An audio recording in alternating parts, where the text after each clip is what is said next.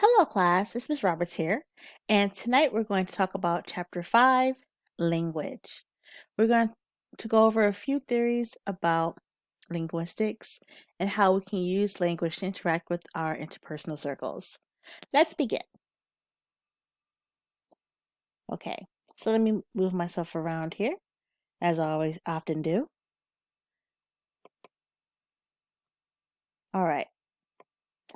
So first, let's examine language in itself. So think about what language is. Think about what words are. Now, when we think about multiple languages, many of you might be bilingual. That's something I want to do one day.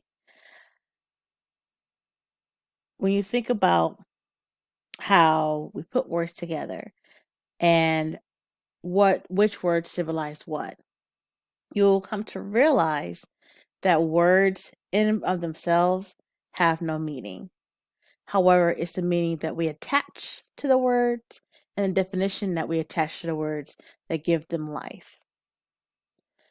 So, for example, in a face-to-face class, I would take a chair and I would say, how do you say this word? Or what would you call this object? And everybody would say chair in English. Then I will ask my students who are Spanish speakers or speakers of other languages, how else would you describe this chair? So I'm not a Spanish speaker, but every time I will ask this question, they will call the chair the silla, right? The silla. Hope I'm saying it right. So even though we're calling this object two different things, we are talking about the same thing. In both languages, we agreed that this is what we're going to call this object. So when you talk about linguistics theory, one of the things you have to realize is words have meaning when we give it meaning.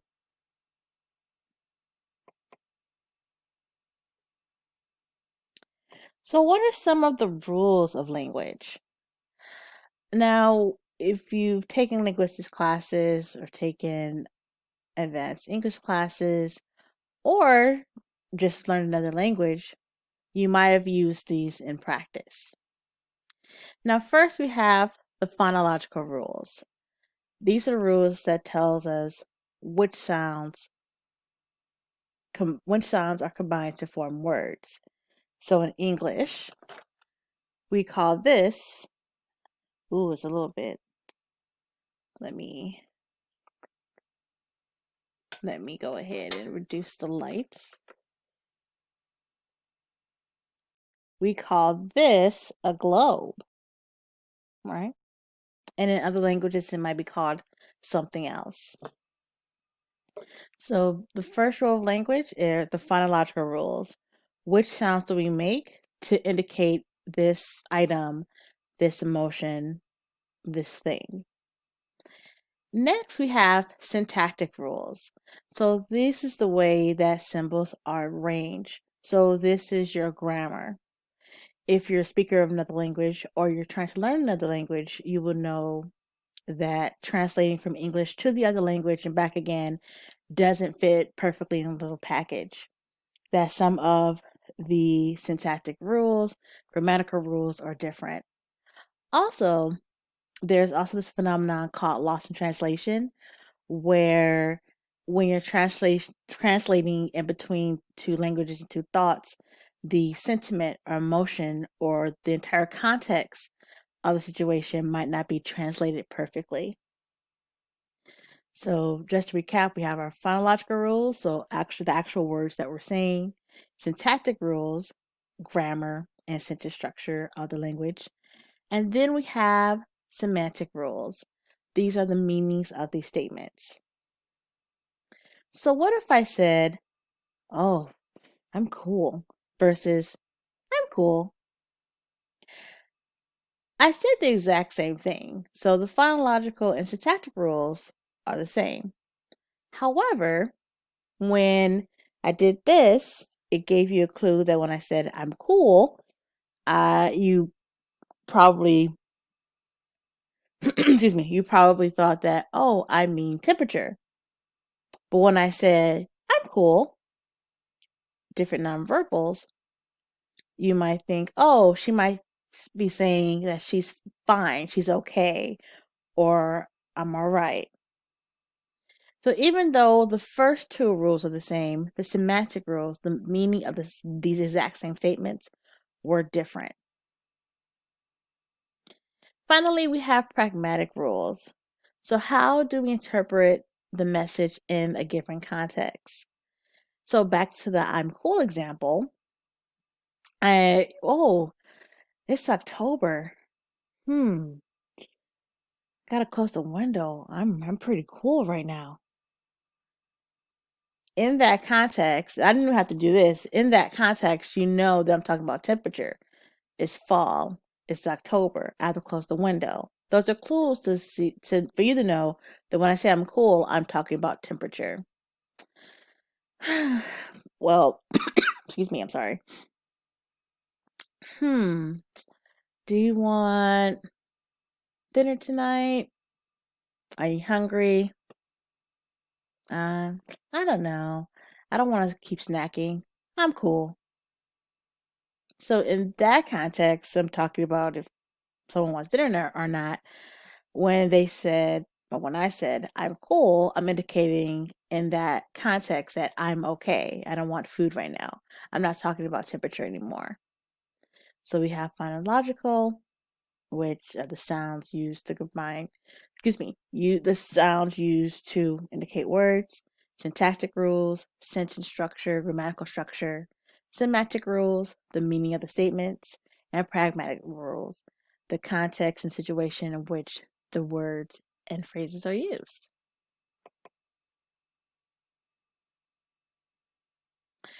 Now you also have the triangle of meaning. Just quickly, you have your thought or reference, symbol, and reference. So you have a thought. I don't know if you ever had the situation where you have a thought in your head and you're trying to figure out the words, right? So you have the situation that you're referring to, and the symbol is the words that you come up with. So there's an indirect relationship between the word, the symbol, and what it represents. So when we talked about the previous slide where we are saying, okay, well, words in and of themselves don't have meaning. The triangle of meaning gives an answer to that question. Like, how can words have meaning? We have the thought of reference. We have to figure out how to combine that thought of reference, the actual item that we're referring to, and the word. Excuse me.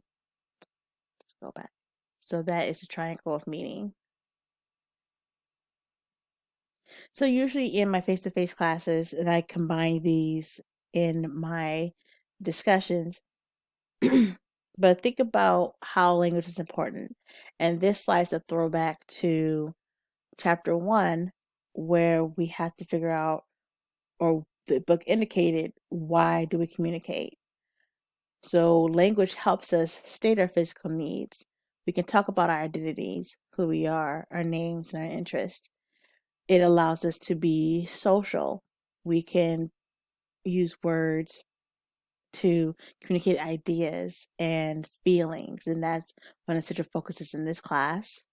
Then also practical needs. If we need to find food, shelter, the bathroom, we can communicate that through sound or text. Next up, we have affiliation.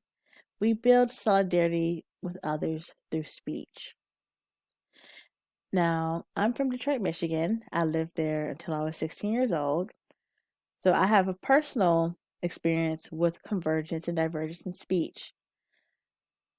When we're around a group of people, and I don't know if you've ever noticed this, but say if the group of people have certain accent, certain lingo, or a certain cadence in their voice, that the longer you hang around with them, the more that your speech patterns will conform to that group. When that happens, that is convergence. It's the process of adapting one's speech style to match that of others. Now, one of the ways that my speaking style converged with Southern California, I always joke, what is Southern California's favorite filler word? So we have we have us, but California loves to say like. And the longer I live here, like, the longer I put like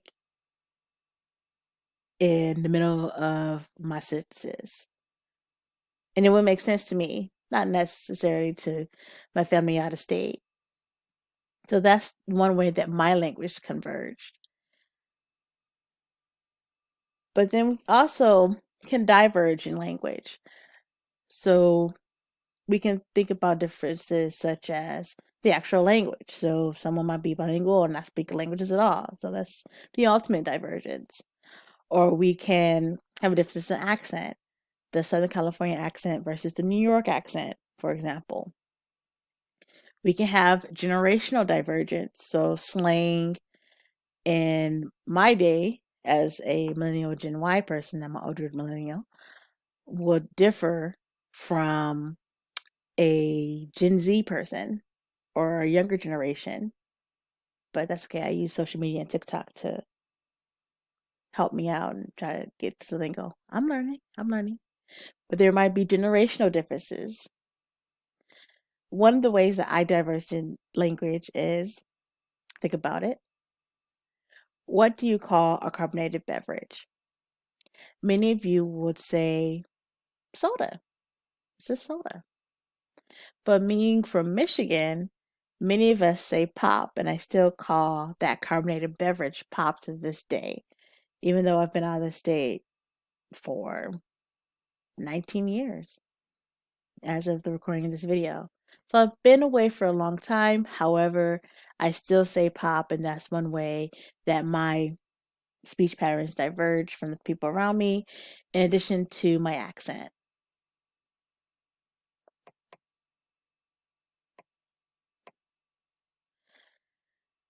So language can also indicate power. Let's take a step back. Take a step way back. When we were learning the rules of etiquette and how to use etiquette in our language, we say please, thank you. Those are the magic words. To not only get what we want, but to show appreciation. Because if you don't say those things, you might be viewed as rude or you might be viewed as ungrateful. And you might be more likely to say those words to people who are above you in status in some way, like a parent or an elder versus a sibling.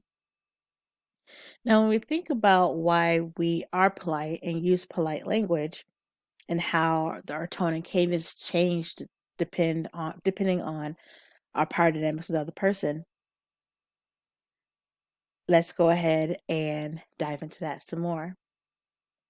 So powerless speech may use more please and thank yous, more hesitation. When you're talking to your boss and you have to talk about something urgent, you don't say, "Hey, boss, I need to talk to you real quick. Open the door. Hey, sit down. I need to talk to you." You want to talk to your boss like that, maybe unless something was on fire. But other than that, in normal circumstances, you will say, "Hello, Mr. or Miss. How are you? Do you have time for talk? Can I ask you a question? Do you have the time? Is it okay for me to come in?" See the two different communication styles? So the more powerless speech, you're probably speaking more calm tones, using please and thank yous, a little bit more direct, a little bit hesitant to indicate, hey, I do want to speak to you, but I know that we don't have the same power dynamic. Now, when we talk about more powerful language, say if you are a supervisor, older sibling, you have nieces and nephews, if you're a parent, you might use more direct language. And it doesn't mean that you're overly exerting your power, but it's just something that might naturally happen. So, for example, you might say, "Hey, hand me the remote. Hey, I need to talk to you. Come here." You probably wouldn't say that to a boss or a parent, but you would say that to a subordinate or a child. So more powerful language is more direct, more forceful, making more declarations versus questions, making more assertions. So using that powerful tone, powerful cadence, more eye contact can indicate there's a power imbalance in both of those dynamics. So when we have politeness, there's face saving, excuse me, face saving tools for both sender and receiver. If you can recall to chapter 3, face work is impression management. So when we are polite, we are maintaining our impressions and respect for ourselves and the person that we're speaking to.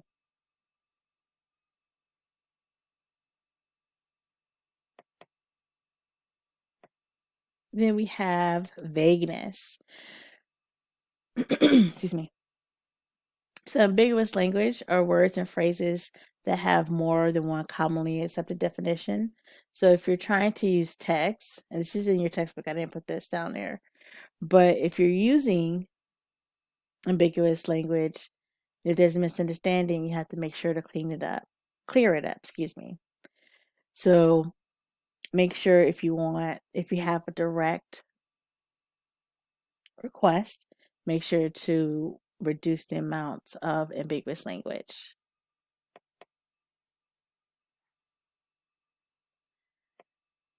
So the abstraction ladder gives us an example of how ambiguous language can lead to confusion, or how you can reduce abstractions to get what you want. So we have two co-workers in an abstraction ladder. We have the top being more abstract and the bottom of the rungs being more specific. So one coworker says to another, "You need to have a better attitude." "Okay, my attitude is good." "No, you need to be more positive." "I am positive." "No, no, no. You need to complain less." "Well, I don't complain as much as you think I do." Right? "No, you need to complain less about working too hard." "But I don't like to work too hard." Here's what I'm trying to say. You need to quit complaining every time we have to work late or come in on weekends. "Oh, why did you say so?" Bah. So with this example, if you do have a conflict or something you need to tell someone, try to be specific as possible right off the bat, just so there won't be any confusion.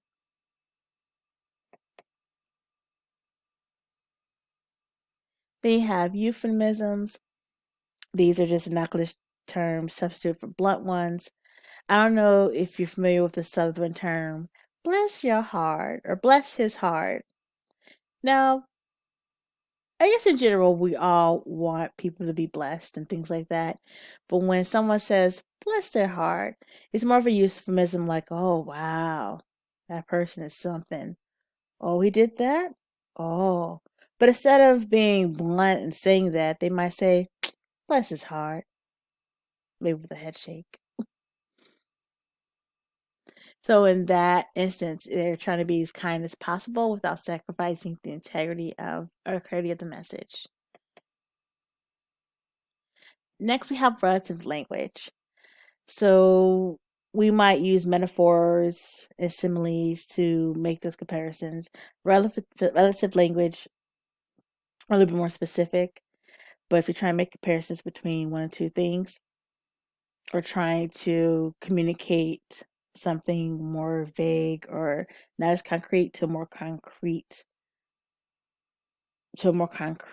level, that's where relative language can come in handy. So for example, excuse me. So for example, when you want to reduce the abstractions with relative language, you can turn the words into numbers. So for example, instead of saying Oh, I'm at the doctor. This is the worst pain ever. It's like my stomach's on fire. That's alarming, but it doesn't give the doctor a specific indication of what's going on, but they do know it's a brain sensation. So instead of saying that, the doctor might in turn might say, okay, your pain level on a scale from 1 to 10, 1 being the least amount of pain or practically no pain, and 10 being the worst pain. What does that feel like? Oh man, my pain is like a 7. Okay then. So they know how to treat you based on that conversion of that relative term.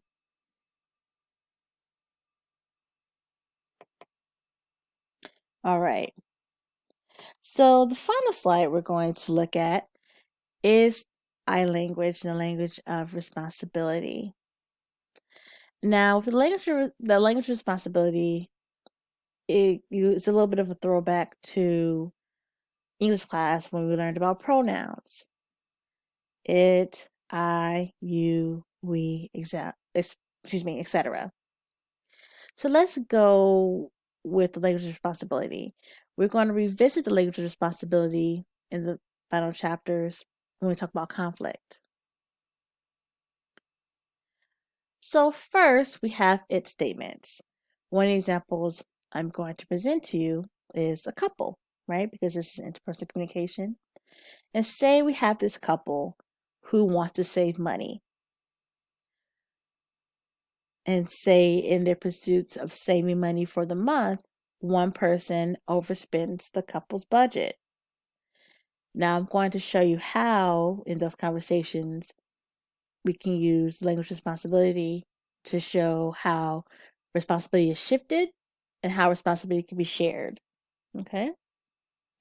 So in the it statement, it replaces the I, which makes the situation less personal. So it kind of pushes away the responsibility. For example, oh, it wasn't me. I just had to have it. Oh, budgeting it's so hard to budget. I don't know if I can do it. So using an it statement, you're pushing responsibility to what the person did to not budget well, to it's hard. I can't do this. I had to have the item. I had to have it. Next, we have the but statement. So when explaining that same scenario, why one partner went over budget, I wanted to adhere to this month's budget, but I had to have that new outfit. I had to buy that pay-per-view show. I had to buy an add-on to my game. So although your intentions were good in the first part of the sentence, once you're at the but, then it cancels everything that precedes it. Okay? So it statements separates personal responsibility within language. But statements cancels responsibility or cancels the thought in the first part of the sentence. Now, with personal pronouns, I, you, and we, let's revisit this couple. So one person overspent and the other partner is upset about it. So the other person will say, you are always spending money. You can't adhere to our budget. You made a promise to me. How could you do this? Now, many of us in the argument might have done this before, saying you statements. And with you statements, it not only expresses judgment, but also puts blame on the other person. And sometimes when people hear this, they may say, oh, okay, well, it's not my fault. Why are you blaming me? And they might get defensive. So try to reduce the you statements as much as possible. I statements are assertive, more accurate, and less provocative.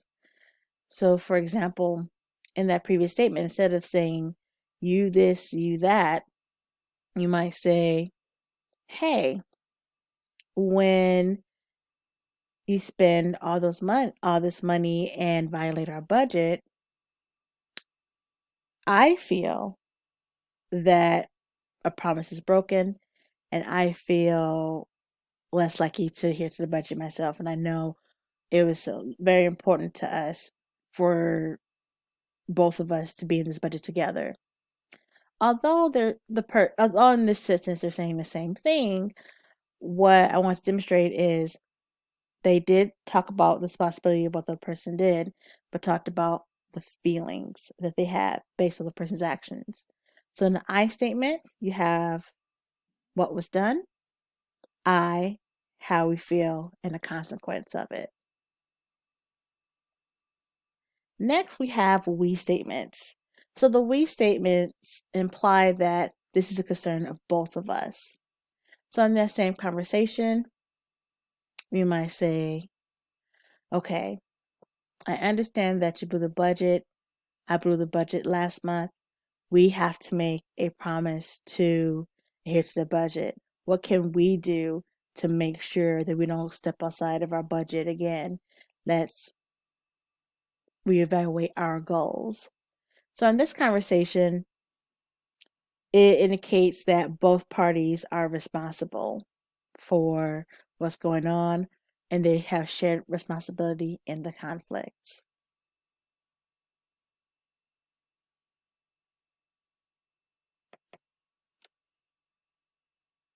Okay. All right. So that was the final slide that I want to review tonight. We reviewed some slides that talked about linguistics, what is language, how do we avoid abstractions such as the abstraction ladder, euphemisms, relative language, and how can we use I statements in order to not only avoid conflicts, but to make sure that we're speaking fairly into what we want and what we want from the other person. So if you have any questions, let me know, and I wish you a good night. Thank you. Have a nice night. Bye.